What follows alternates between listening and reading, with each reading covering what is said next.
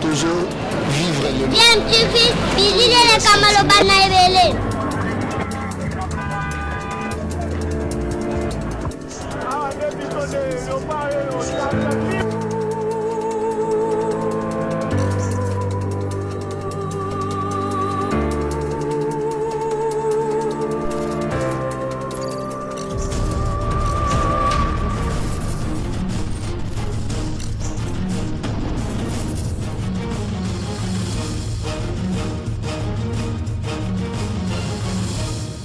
Tu veux toujours un enfant.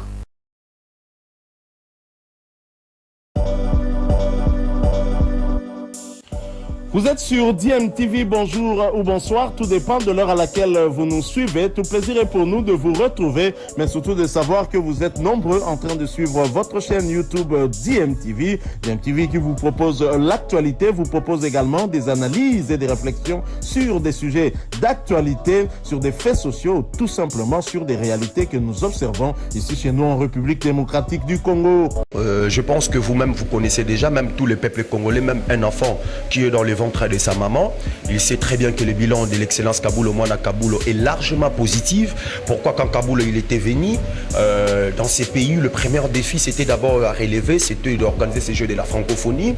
On ne parlait même pas du Jeux de la francophonie parce qu'à tout moment quand on parlait du Jeux de la francophonie, on pensait déjà à faire des reports, à désister, à donner ces Jeux, à renoncer pour ne pas organiser ces Jeux, à donner ça à nos voisins pour organiser.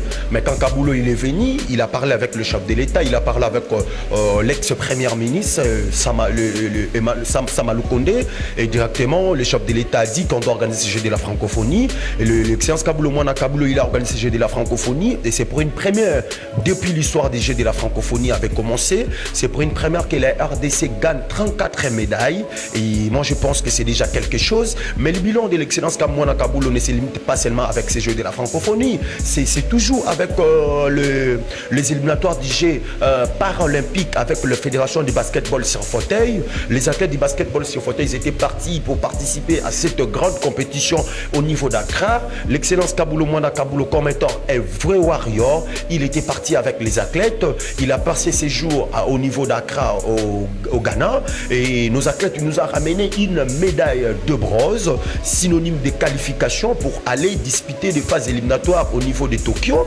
Et directement le bilan de Kabulo Mwana Kabulo il se limite pas là où encore, comme étant un bon visionnaire, il a dit qu'on doit redynamiser d'abord du football féminin, on doit mettre les athlètes au centre de tout, réhabiliter les athlètes. Aujourd'hui, on voit comment est-ce que nos léopards, nos léopards dames, ils ont obtenu la qualification, ils vont jouer la phase finale de la Coupe d'Afrique Maroc 2024 qui va se jouer au niveau du Maroc.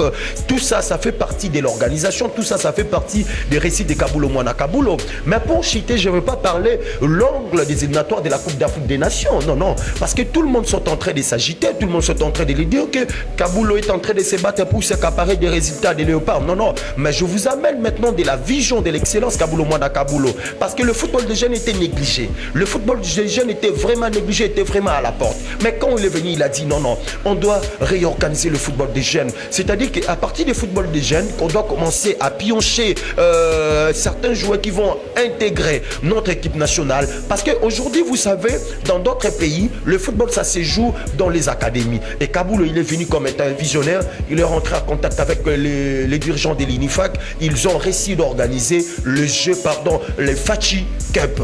Aujourd'hui, il y avait des gens qui comptaient ces Fachi Cup. La deuxième édition, c'est pour bientôt, vu qu'il a une vision pour la redynamisation du football féminin. Mais la deuxième édition ne sera pas du tout, une compétition ou un tournant qui sera organisé seulement pour les léopards messieurs, mais cette fois-ci, ça sera pour les léopards dames. Une question de redynamiser le football féminin. Moi, je pense qu'aujourd'hui, tout le monde a déjà compris que le bilan de Kabulo Mwana Kabulo est largement positif.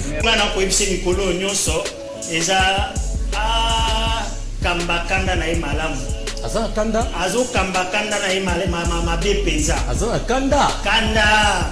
Yanini. Eza kanda. Ndeko René wazali boso na ngai.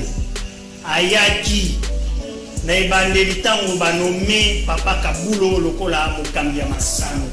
Ndeko René ayaki lokola ngai to travailler na côté ya ministre ya sport ministre aboyaki mutu moko te andimaki biso nyonso to travailler to bandi musala mais lokola eza musala ezalaka na baetape ebele musala eza na baceinture ebele alobi bamosusu bakokota na kabinet te baoyo bakutami na kati ya kabinet te bakoki kosala musala lokola bapanzi sango baakompagne mission oyo munene mokonzi ya mboka tata Félix Tshisekedi Tshilombo apesaki epai ya mwana mboka Kabulo mwana Kabulo na sanza ya misato ya mobu moleki lelo tozokokisa le 23 tokokisa une année depuis sa nomination ndeko bilan ya mwana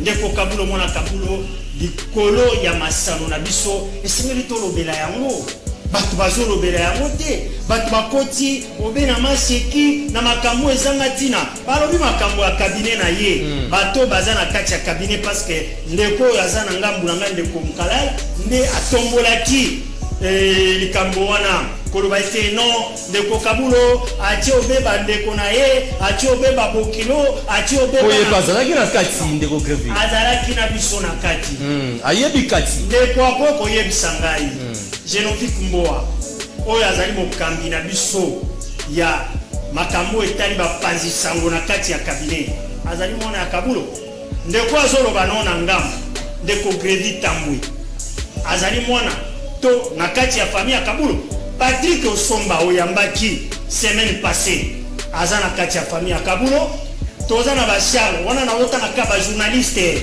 baoyo na toza ba fanfa bitangila bango nyonso wana biso nyonso Kabulo mutabota ki biso na maternité et puis azui biso en tant que ba membre ya famille ya biso na cabinet ndeko toza ba kongomani boza na kati ya cabinet eza na à peu près 50 personnes. Ouais, j'étais par là. Azokita.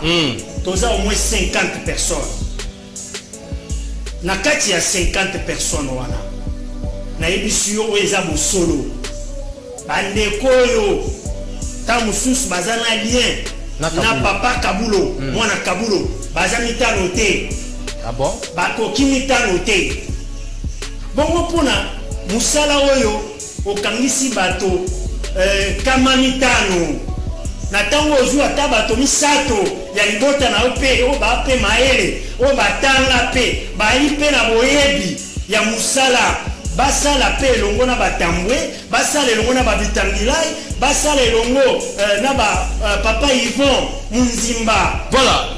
Ezali mabe Grevi juste na même ne connais ça juste par là tambola kombo mutu atie ndeko Mukalala yo azana ngambu na ngai soki lelo batie ye ministre akamba pe est-ce que na kati ya bukamba na soka zana bato na poste bosenga ya bato atatu kumisato akoko eza epesa mineta zo pe atande ko remo ko ayebi pe musala est-ce fier na musala Kabulo aussi asali na masano ya mboka ndeko Kabulo mwana Kabulo apesa biso mayele ya musala ya presse alonga etumba aza parmi ba icône na makambo etali bapanzi sango ya mboka na biso pamba te Afrika pe mokili mobimba na masano ya mboka oyo et puis akoti na masano parce que apesa leçon pourquoi dans le contexte oyo ememai na masano ono ebisani eza boyebi na ye mokonzi ya mboka talaki kati na ya monike muto oyo ayebi dipanda ya makambo ya lobaka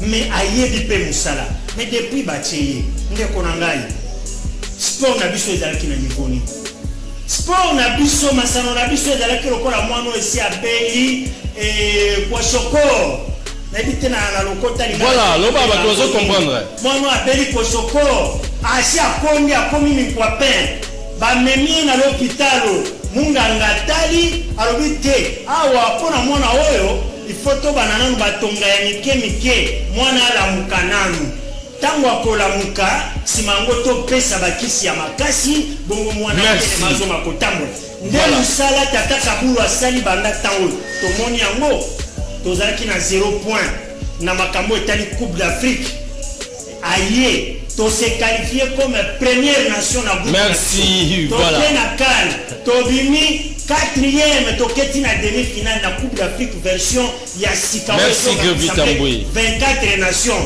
nyonso wana bozomona merci voilà les africains sont betama ba médaille déjà tozui kuna bozolobela ngote bovanda merci mwana kabula voilà atia kibo atia grand merci na botolo maloba même temps d'antenne na René